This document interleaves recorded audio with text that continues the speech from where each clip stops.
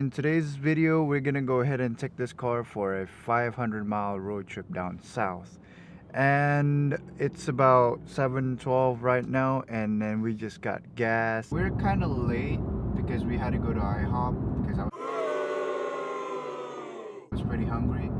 But it should be 7 hours to get there. But last time I went to Clearwater, we got there at about 5.5 hours. So we'll see. But this traffic doesn't make it look like it's gonna be possible, because you know, morning hour traffic.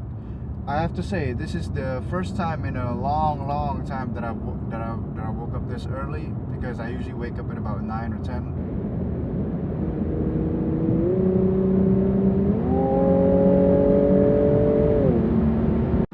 So we officially made it to Florida, and then I've driven over 280 miles or so. We only have about another 200 miles, and it's about 11 o'clock. So I think I can make it in there in about two and a half hours.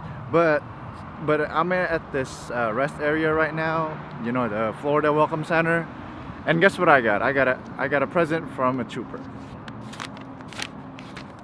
So apparently, when I was going 82, this trooper lasered me at about 87, and then he gave me this ticket and told me that he reduced it to 84. And he was a nice guy and everything, and then he told me that he was only going to give me the minimum fine of $100. So I don't know if I should dispute this or not, but because I really didn't have my camera on, but when he pulled me over. But I guess it shows that if you didn't get pulled over, you're not a YouTuber. So, well, anyways, the journey carries on, guys. I had to get out of the car. I've been sitting in the car for about 3.5 hours. So.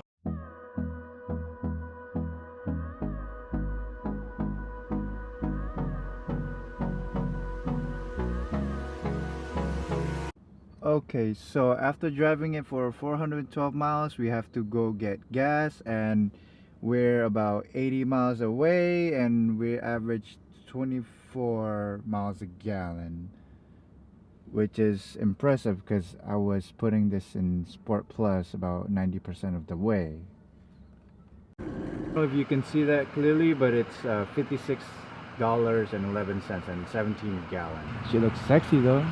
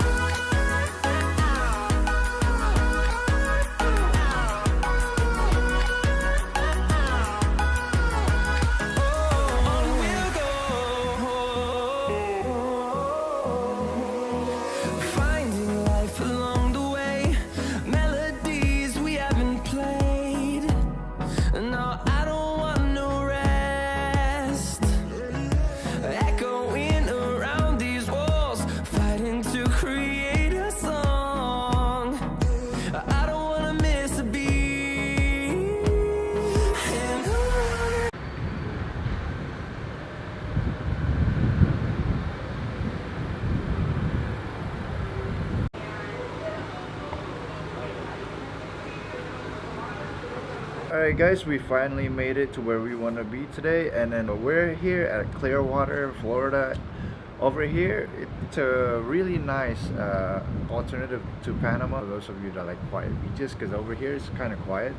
And then the beaches here are beautiful. They're clean. They have white sands over there. It's just that there's not much going on as far as water sports is concerned, because this place is mostly for like couples that want to relax, you know, just for a nice short getaway like what I am doing right now. But I hope you can hear me with all this wind. It's really windy over here. It's about 50 something degrees, but with the wind I guess about 45 degrees or so. I wanted to make sure that I give you guys an impressions review on the Q60. So having driven it for about 500 miles from where I am since this morning, I have to say that the Q60 is overall a great GT car with lots of power, comfort. It's just that it's not very practical car to do a long trip with, is because there's very limited space that you could put your stuff in, and there was barely enough room in the trunk area for me to put my one small suitcase, which I'll show you later. Storage space, there's not a lot of storage space, and then you see I have this one small suitcase here. I'm about to make my like and dislikes video about the Q60, and then I have a lot of hates that I actually have on the Q60, and it's just amazing. It's just all from the design cues, and then some things drive me completely crazy, and then some things I really like about it. But overall, when it comes to long trips like this, which I love to do, it's much better than I would have done on a Stinger. They're both kind of like on the opposites. The Stinger has like a lot of space and it's very practical, but after driving it for about 8.5 hours or so, last time I went to Panama, I was really sore. I'm not sure if that was because of the seats, the suspension, or whatever. Because as far as I know, the GT2 owners on the forums have told me that the seats were very comfortable. So I don't know if that was like an isolated issue. It's just that my back's not used to it. But after driving the Infiniti since 6 o'clock this morning, I can tell you that I don't feel sore anywhere in my body. I feel great. It's really comfortable. And then one more thing, that we do need to do the muffler delete ASAP, and then we need to make the car louder. As far as power goes, the car has plenty of power that I don't think I want to tune it right away. I just want to get some sound into the cabin, and other than that, I don't have any real complaints about the Q60. Let me know what you guys think about the exhaust, because as you already know, I'm pretty new to the exhaust modding thing, and I need some ideas about what exhaust would be a good idea besides the muffler delete. Um, the only ones that I can think of is the Infiniti Sports exhaust kit with the mufflers, which is about $650, or I could get a Borla exhaust, or I could get a still an intake, and then get a Borla exhaust, or I don't know, because I'm new to this exhaust game thing, and I want an aggressive deep growl kind of tone, but nothing too obnoxiously loud, because I don't want any drones inside the cabin. I know that with any exhaust, you're bound to get some kind of drone. I just don't want like an annoying drone where you have to turn on the music to drown it out, because I don't want that, because I usually never turn on the music. I want to hear the exhaust of my car. So yeah, comment below. As I've been driving the Q60 all day long, it's gotten a lot of attention. It's gotten a lot of stares, and honestly, it's awesome. I mean, I've made the right choice in choosing this to replace the Stinger, and now, like, no car is perfect. So no car is perfect. So I want to make sure it's close to perfect. So I want to get that exhaust mod done.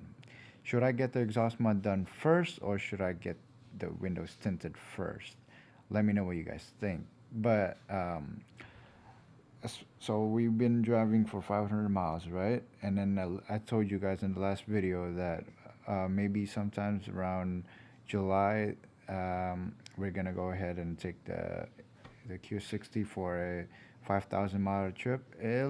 And the way I'm planning to do that is, so I'm in Atlanta. I'm gonna go over to Oklahoma and then rest for 8 hours there, and from Oklahoma, I'm gonna drive past around Texas. I don't want to go through Texas. I'm gonna go past around Texas, and then I want to go through Utah, and then eventually Vegas. And so far, I think I can handle 8 to 12 hours of driving in a day in the Q60.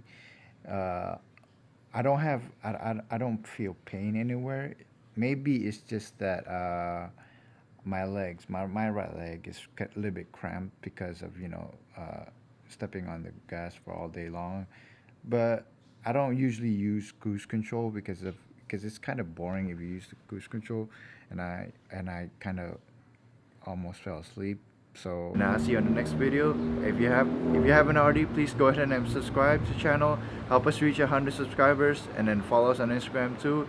And then see you on the next one.